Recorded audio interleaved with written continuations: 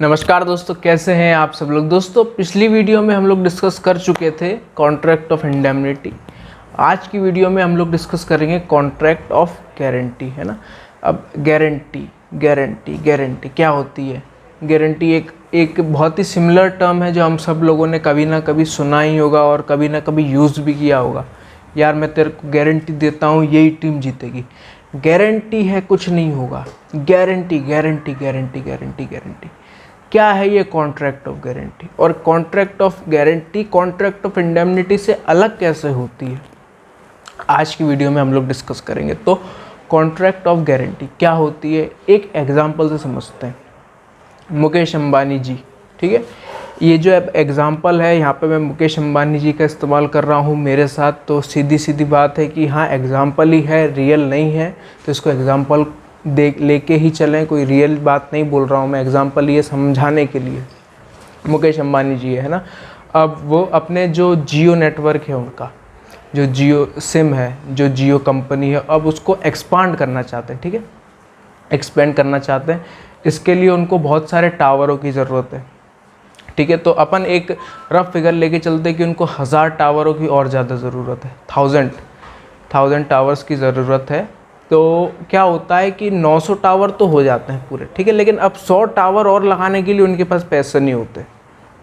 मुकेश अंबानी जी के पास 100 टावर लगाने के लिए पैसे नहीं होते। तो अब वो क्या करते हैं, उनको पैसे चाहिए। पैसे कहाँ से मिलेंगे, बैंक के पास। वो गए बैंक के पास कि सर मेरे को पैसे चाहिए, मुझे 100 टावर लगाने। अब बैंक ये बोलती कि चलो हम आपको पैसे तो दे देंगे, कोई दिक्कत नहीं, पैसे तो दे देंगे हम आपको, लेकिन हमको एक श्योरिटी चाहिए, एक गारंटी चाहिए कि यार जो आपकी गारंटी ले कि मान लो आपने पैसे नहीं दिए, मान लो, तो वो दे, ठीक है। तो वहाँ पर मैं आ गया कि मान लो अगर मुकेश अंबानी जी ने अगर पैसे नहीं दिए, जो लोन ले रहे हैं वो लोन उन्होंने नहीं चुकाया, तो फिर मैं पैसे दे दूंगा, ठीक है। अब यहाँ पर कौन कौन है, 3 पार्टियाँ हैं। सबसे पहले हमको ये ज़रूरी है जानना कि यहाँ पार्टियाँ कौन कौन है। सबसे पहले तो मुकेश अंबानी जी, दूसरा मैं, तीसरा अब बैंक, ठीक है। अब कॉन्ट्रैक्ट ऑफ गारंटी में कौन कौन होता है, सबसे पहला होता है प्रिंसिपल डेटर। प्रिंसिपल डेटर कौन, जो कि कोई पैसे या फिर कुछ भी सामान वगैरह है वो लेता है, कोई भी चीज़ उसके पास आती है। क्रेडिटर कौन होता है, जो देता है, देने वाला। और एक होता है श्योरिटी। श्योरिटी मतलब जो गारंटी लेता है, ठीक है। अब यहाँ पर जो अभी मैंने एग्जांपल दिया था, यहाँ पर प्रिंसिपल डेटर, क्रेडिटर, श्योरिटी कौन कौन है। प्रिंसिपल डेटर तो मुकेश अंबानी जी हो गए, क्योंकि उनको ही पैसे चाहिए थे टावर लगाने के लिए, ठीक है। अब क्रेडिटर कौन हो गया, बैंक हो गया। क्रेडिटर बैंक हो गया, क्योंकि बैंक ही तो पैसे दे रही है उनको। श्योरिटी कौन हो गया, श्योरिटी हो गया मैं, श्योरिटी हो गया यहाँ पर मैं।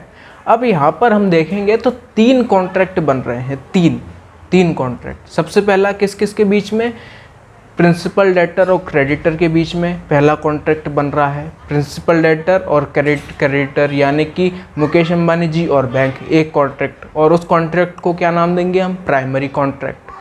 प्राइमरी कॉन्ट्रैक्ट भैया, सबसे पहला कॉन्ट्रैक्ट तो उन दोनों के बीच में ही है ना। अब दूसरा कॉन्ट्रैक्ट किस किस के बीच में बन रहा है, श्योरिटी और क्रेडिटर के बीच में। श्योरिटी कौन, मैं, जो कि गारंटी ले रहा है, और क्रेडिटर कौन, यानी कि बैंक। हम दोनों के बीच में एक कॉन्ट्रैक्ट बन रहा है कि मान लो अगर जो मुकेश अंबानी जी ने पैसे नहीं दिए तो मैं दे दूंगा। ये एक कॉन्ट्रैक्ट है ना हम दोनों के बीच में, बैंक और हमारे बीच, मेरे बीच में।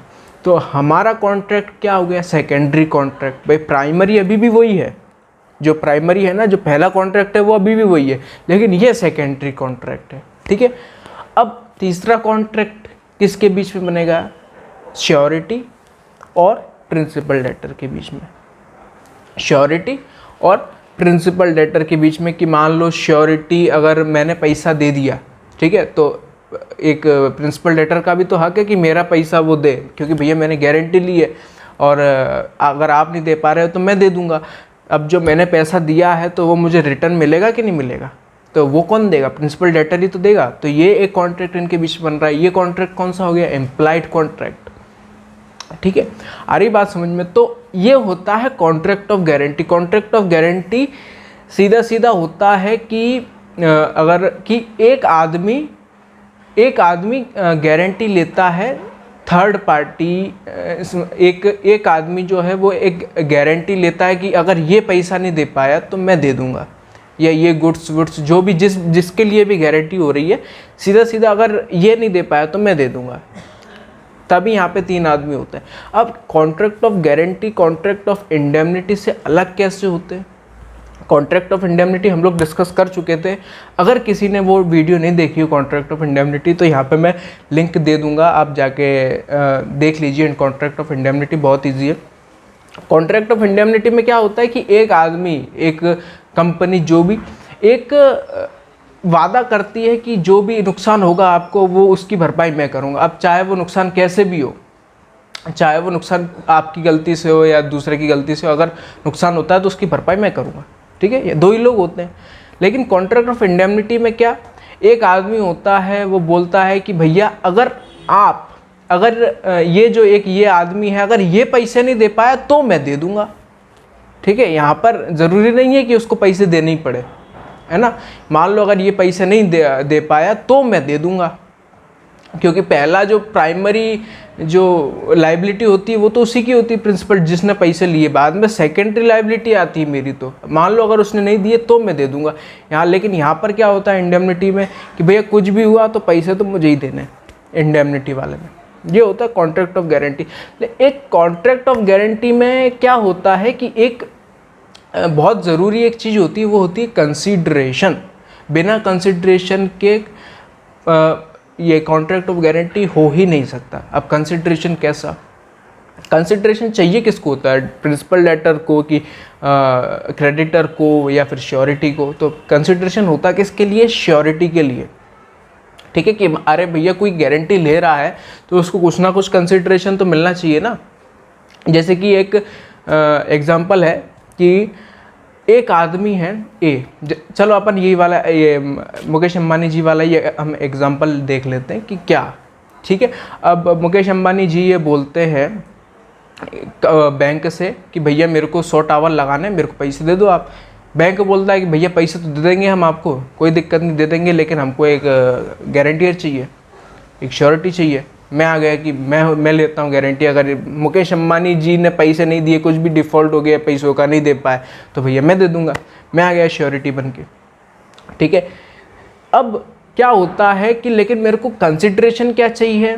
अब कंसिडरेशन क्या होता है, पहले कंसिडरेशन की एक डेफिनेशन देख लेते हैं कि या तो कोई प्रॉमिस या कोई काम, या तो कोई प्रॉमिस या कोई काम ऐसा कुछ हो, प्रॉमिस करे कोई आदमी या कोई ऐसा काम करे जिसको श्योरिटी कंसिडर कर सके, जिसको श्योरिटी मान सके कि हाँ चलो कोई बात, मैं अब गारंटी दे सकता हूँ। ठीक है, तो श्योरिटी को कंसिडरेशन चाहिए होता है। तो यहाँ पर जो मुकेश अंबानी वाला जो एग्जांपल है, यहाँ पर मुकेश अंबानी क्या बोलता है कि मुझे 100 टावर के लिए पैसे चाहिए, बैंक के पास आता है, बैंक बोलता है चलो ठीक है दे देते हैं। श्योरिटी है, अब श्योरिटी बोलता है कि चलो अगर मुकेश अंबानी जी पैसे नहीं दे पाते तो मैं दे दूंगा, कोई दिक्कत नहीं। अब यहाँ पर श्योरिटी मुझको, यानी कि मुझको कंसिडरेशन क्या चाहिए, एक प्रॉमिस क्या, कैसा प्रॉमिस जो बैंक दे रहा है मुझको कि यार मैं पैसे दे दूंगा, पैसे मैं दे रहा हूँ, पैसे मैं दे दूंगा। तभी ये एक कंसिडरेशन यही तो है मेरे लिए। कंसिडरेशन क्या है, मैं पैसे तो तभी दूंगा ना जब आप इसको पैसे दोगे। मान लो आपने, जो बैंक है उसने पैसे ही नहीं दिए, ठीक है, पैसे ही नहीं दिए और वो मुझसे पैसे मांग रहा है। कंसिडरेशन एक श्योरिटी को चाहिए होता है, कोई भी जिससे मैं कुछ कंसिडर कर सकूं कि यार मैं गारंटी क्यों लूं, समझ रहे हैं। यहाँ पे मैं गारंटी क्यों लूं, कंसिडरेशन क्या मिल रहा है कि यार यहाँ पे बैंक प्रॉमिस कर रहा है, या फिर कोई भी ऐसा काम, जैसे उसने लोन ही दे दिया और लोन के कागज़ मेरे सामने साइन हो रहा है, जो भी हो रहा है, प्रॉमिस कर दिया, लोन ही दे दिया डायरेक्ट, तो ये क्या मेरे लिए कंसिडरेशन हो गया, श्योरिटी के लिए कंसिडरेशन हो गया, जिससे वो कंसिडर कर सकता है, मतलब कंसिडरेशन हो गया टोटल इस कॉन्ट्रैक्ट ऑफ गारंटी में। कॉन्ट्रैक्ट ऑफ गारंटी में कंसिडरेशन बहुत ज़रूरी होता है, बिना कंसिडरेशन के guarantee of contract of guarantee नहीं हो सकता। तो कंसिडरेशन होना बहुत ज़रूरी है कॉन्ट्रैक्ट ऑफ गारंटी में।